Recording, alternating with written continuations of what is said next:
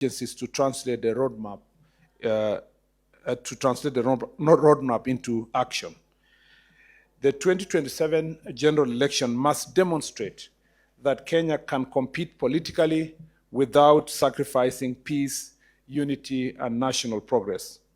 The lessons we learned from the 2007-2008 general election remain a national reminder that electoral violence carries a human, social, and economic cost that no Kenyan should be willing to repeat.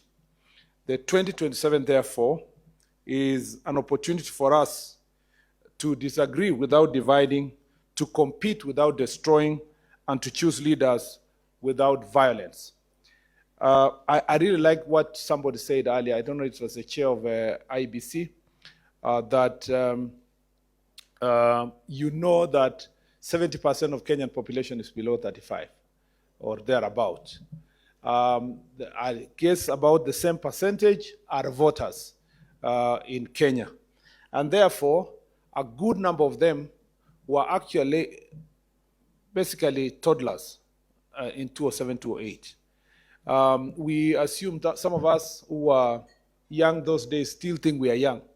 And so you assume everybody's, since you meet a 20-year-old, you think they know what happened 2007-2008, except what they read from the papers and so forth. And then we have a very poor teaching methods in Kenya where history is not considered very seriously. And you know, if you see other progressive countries, they keep repeating incidences as history as part of their teaching and lessons for their people.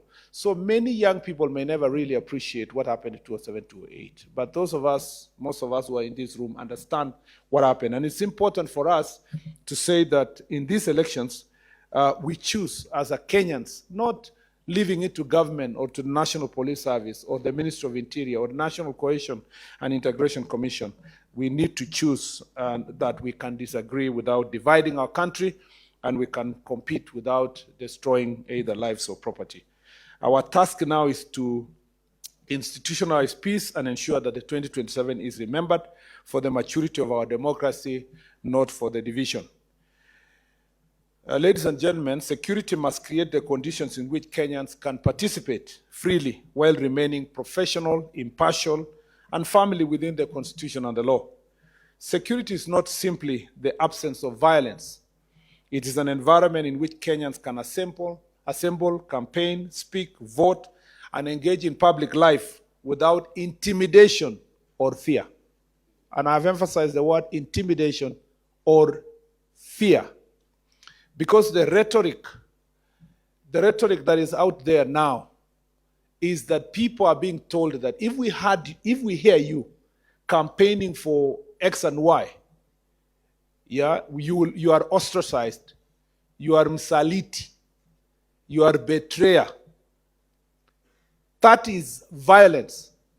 That is violence. Violence doesn't have to be there guns and stones. The moment someone feels like, if I have in a certain, community or locality, I cannot be allowed to speak about my political views freely because I have been intimidated. In fact, to the extent that politicians are saying, if we find an agent of a political party or a certain political player, we will do something to you. That is violence. That is violence. And so the same people speak on both sides.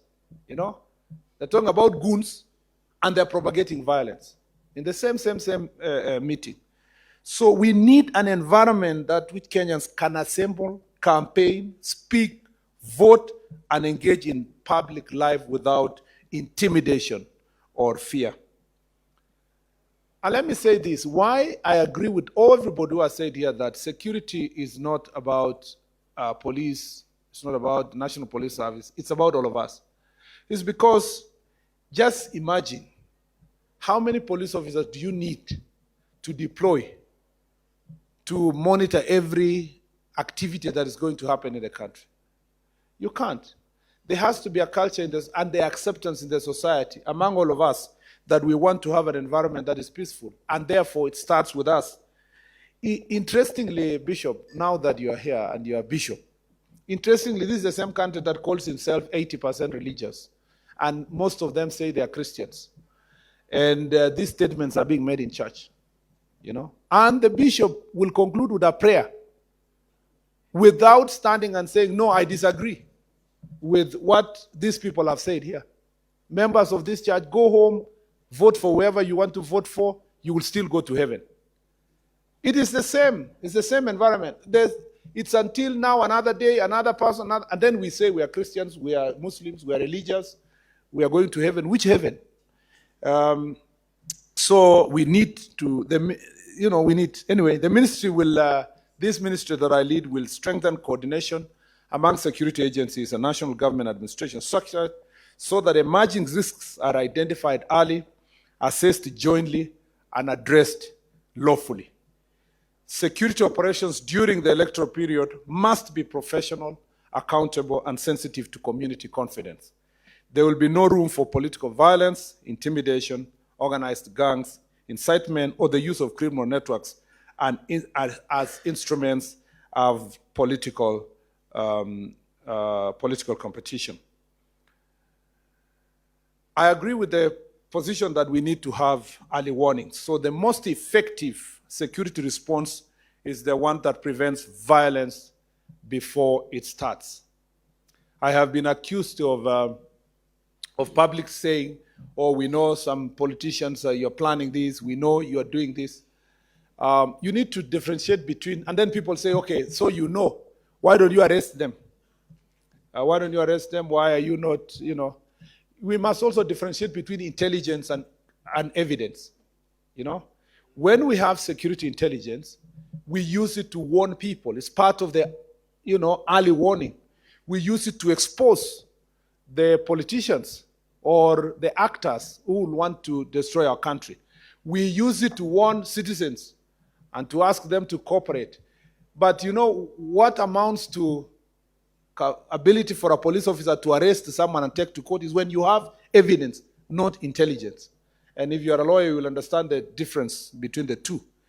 Because we, in the security sector, are consumer of intelligence information that may not stand the test of court as evidence, we have to use that information to warn people early, to tell them we know some people are trying to do this. Sometimes you position police officers in certain areas in the event that they actualize what you have collected in the evidence. And sometimes they do, sometimes they don't. But you use that for deployment and for positioning. And therefore, when people say, why did you arrest these people early? They have not reached the threshold where you can arrest. You will arrest, you will present them before court.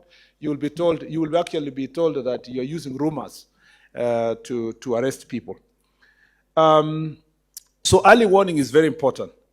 And therefore, we welcome the roadmap's emphasis on conflict mapping, early warning, early response, mediation, peace and cohesion monitors, and continuous monitoring of electoral environment. I propose, Chair, that it is not enough to identify areas that are likely to have certain instances of violence, goons or violence or inter-ethnic conflict and so forth. It is also important to profile the leaders who are propagators of those instances. So I will be very happy and will support NCIC if we can work together to make public information about leaders who are inciting people as well as the areas that have a possibility of that incitement. The ministry will work with NCIC and other institutions to strengthen information sharing and coordination. And we want to appreciate the National Intelligence Service because they do a very good job in collecting information that is necessary for early warning. And it's important for once that information is relayed to the various institutions, we share all of us so that we can prevent. In some instances, we need you in places like, for example, Transmara, where you saw the report the other day, where two people fought in a bar. And then within hours, not days, within hours, it became intercommunity conflict. So in such areas, you require NCIC because to work together with our Ngao officers to call for barazas, engage people. And that's the same in a number of pastoralist areas when we're required to do the same. So hotspot mapping must be dynamic, We must monitor changing patterns of tension, including political mobilization, community disputes, organized criminal activity, inflammatory messaging, and localized conflict. Focus should be on preventing crisis through foresight, intelligence, dialogue, and coordinated intervention rather than managing the results. I should not be saying much, but allow me, PCS, because you are our chief guest, just to add a few more things to this, is that when we tell people it is good to have early warning, we mean so. It's not because the police are unable. I like what somebody said here about rights holders and duty bearers. I think the chair of IBC. A right holder is also a duty bearer. You know, you cannot be a consumer of rights and you, at the same time, you have no duty to observe the rights of others and to protect the rights of others. The National Police Service has done a lot. It's just that I've been telling the IG, you need to talk more. It shouldn't be the cabinet secretary alone. You need to speak about the things you have done to prevent violence. We have arrested so many people. Let me start by saying, in 2024 and 2025 protests, and even 2026 protests, in 2024 especially, when goons and criminals came to the city, burned the property, destroyed lives, at that point in time, the national psyche was that it was our youth. In fact, some of the instances of violence in 2024 protests were celebrated in some churches, and people given platform and said we must protect. Even bishops were publicly saying we don't want our youth to be harassed. They must be given the space to do what they need to do. Last year, the same. Property destroyed. A police station in Kikuyu was raided. A court in Kikuyu was burned. Olkalau police station was burned. Shops were burned. All those kinds of people, properties looted. What was the response, the national psyche politically? These are our youth. We should not be arrested. We arrested 3,000 people and presented in court. Some, including politicians, were charged in a court of law for terror because of the acts they were propagating to terrorize people. What happened? They were given bail terms, very lenient ones, 1,500, or some others were released, and they left there and say, and so the judiciary, the magistrates were feeling like they're exercising democracy. So those things have now, mutated to political circles. Now everybody is coming out to say, we must fight goons. But when we were saying these people are goons, some people were cheering. That's why I'm saying this is a collective responsibility for all of us to make sure that we deal with this issue. Let me give another example. In Homa Bay, the other day, the National Police Service deployed police officers to escort Linda Wananchi campaigners, both in Sindo and Nyandiwa. It was during the day. And everybody can see the pictures were there. Police were escorting Orengo and the team. They went to the rally. They did 2 rallies. They finished the rallies. When they were going to Homa Bay town, at about 6 p.m., it's becoming dark, the county security team and the regional security team advised them that it is good to call off the rally because it's dark. And you can see there are incidences of violence here. Please call off the rallies. What did they say? They say they must go to town. We must exercise our democracy. What happened? 1 police officer died, 4 of them were injured, cars were burned, and so forth. Later, when I told people that the best thing at that point in time was the politicians to call off the rally and come another day. What is happening now in the media spaces? Oh, the minister is speaking irresponsibly.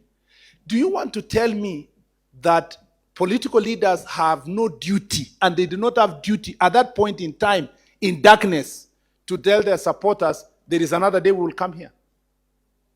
Do you want to say that it was police had to be there by all means, even in darkness, without giving that warning that we want to have? Ladies and gentlemen, we advise the people who organize rallies that we have rights to have rallies and political rights, but we have responsibility to work with the security team to ensure that we protect our people. And that's why when I say these things, I see people cracking jokes around it. This is not a joking matter. The national security architecture, the cabinet secretary telling you here, I'm not speaking about my own things. I'm speaking about assess the security information. That there will be times that the citizens will be told, enough is enough, let's go home. It is not fair to lose lives in the circumstance and the environment that we are in, so that then we can safeguard the lives of the people of Kenya. Last, let me say two last things. As a ministry last year, we established what is called Jukwaa la Usalama. Jukwaa la Usalama was not baraza for the sake of, some people thought it was just minister going around the country. It's a concept that we established that, and we have told our county security teams and regional security teams, and particularly county and sub-county security teams, that it was not a one-off thing. The cabinet secretary cannot come around all the time, but we were establishing Jukwaa la Usalama Forum to bring together security actors, including those people who are playing security role in the civil society and in the community, to have a conversation about issues that are happening around their community, and to take advantage of the structure of Jukwaa la Usalama as a platform for early warning, conflict prevention, and protecting our democracy. I want to propose, Mr. Chair, that as you go about implementing this report, take advantage of this structure of Jukwaa la Usalama. Let us work together with the Ngao team, the National Government Administration team on the ground, so that citizens are given trusted platform to speak. And I'm very happy. I have grown through civil society. So over my life, I've organized meetings for youth and so forth in previous elections. Let me tell you, we need to go back to where the civil society is given the space, or they create the space to engage as many young people as possible across the country, in barazas, in workshops, in meetings, so that we can distract them from negative messaging that comes from those who are propagating hatred. So it is a place for identifying information that can help us to take our country forward. So Jukwaa la Usalama therefore serves as a grassroots early warning and early response platform for the electoral circle, helping us to identify emerging hotspots, hear community concerns, challenge misinformation, and bring the right institution together before tensions escalate. We do not want to discover violence after it has happened. We want to hear the warning before the violence. That is the purpose of Jukwaa la Usalama. Finally, Your Excellency, political leadership carries the first responsibility for setting the tone for the electoral environment. The roadmap is right to identify hate speech, dangerous speech, ethnic mobilization, zoning narratives, intolerance, and goonism as serious threats to peaceful competition. Political competition must be won through ideas. It must be won through the ballot. It must never be won through fear. No region of Kenya belongs to one candidate, one party, or one community. Kenya belongs to all Kenyans. Citizens have the right to campaign, live, work, invest, and participate peacefully in every part of Kenya. And to marry anyone. Yeah, to marry from any part of Kenya. You know, I have been threatened. I've been threatened that my wife and my children will be withdrawn. So I was very concerned. And I was asking myself, even if you withdraw my wife, what do you do with her? She has 4 boys. So anyway, let me not go there. But I'm just saying that this rhetoric is very bad. Yeah. Just imagine young people watching and dating their girlfriends or boyfriends from different communities, and they're watching leaders who are aspiring the highest office in the country, trying to even interfere with family setups. So this is the kind of narrative. I don't know. I mean, I wish there was a law that gave IEBC even greater power to ban people from running. Because the hygiene of our politics really needs to be clean. Yeah? And as someone said, the political offices are for 0.0001%. Less than 2,000 people looking to serve us. But we are using money. The chairman is asking money. IG is asking for money. Everybody's asking for money to protect the 2,000 people from burning the country. And then the rest of us who are 49,800,000. Yeah? 998,000 now are busy fighting ourselves so that the 2,000 can get space in government. It's such a paradox. And therefore, I must say that we need to become very vigilant in this messaging. Can we have leaders stop talking about my community, my tribe, my... You know, I shudder when I see a leader say, "Mimi nataka kuambia Wajaluo, Wakalenjin, Wakikuyu," and he speaks so. And then what will you tell Kenyans? You know, leaders must reject language that balkanizes the country into hostile ethnic or regional enclaves. No recruitment, financing, or deployment of criminal gangs for political purposes, and security agencies will act firmly and impartially against the organizers. We arrested 27. The National Police Service arrested 27 hardcore criminals who were targeting the rallies in Homa Bay. They are now in police cells waiting to be charged. I will be observing with keen interest to see what the magistrates will do. But Kenyans must give credit to the police for actually taking those preventive measures. And we must encourage the police when you see them doing the right thing, not only bashing them all the time. Lastly, I've said lastly many times, but I'm trying to shorten my speech, is that we need to deal with we need to take advantage of our young people who are national assets, and we must be able to trust and engage them. They are not a security problem, but a security asset. And we must give them legitimate avenues for participation, support youth-led peace initiatives, civic dialogue, sports, and community engagement that build belonging and shared purpose. We must also ensure that we protect the digital space where many youth are affected, including mental health issues. We must deal with issues of misinformation, disinformation, malinformation, hate speech, and all those AI-generated deep content, which has deep fakes and so forth. I'm glad that you are asking for technology to monitor that space. I think you should be supported. Parliament should give you resources to do so, so that people can be charged. Therefore, on behalf of this ministry, I want to leave it there. On behalf of this ministry, I want to assure you that we will go out of our way to ensure that our country is safe. We will work with the media.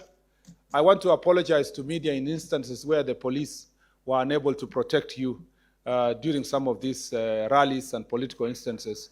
I was very really saddened by the journalists who were injured in Homa Bay. That was really very sad. And you know, you cannot tell journalists not to cover. You can't even tell them go home, because they have to cover every incident, even when the people are going home. And I must say that there has to be DIG, the IG and the team must work closely with the media houses to see how best we can protect journalists. And to even when deploying, we have a keen eye on where the reporters are so that they do not find themselves in the midst of this violence. Thank you, DIG, so that then people of Kenya can get proper reporting. But in the same spirit, please, be responsible. You see, you watch the news now, story number 1, hate speech. And it's only given to certain political actors. Story number 2, the same people. Story number 3, the same one. Good news is when people have gone to sleep. Yeah. In fact, don't be surprised that the story of today may not find space, maybe number 10 or there. Yeah. When people talk about good things, about the good of the country, usually it never gets the space.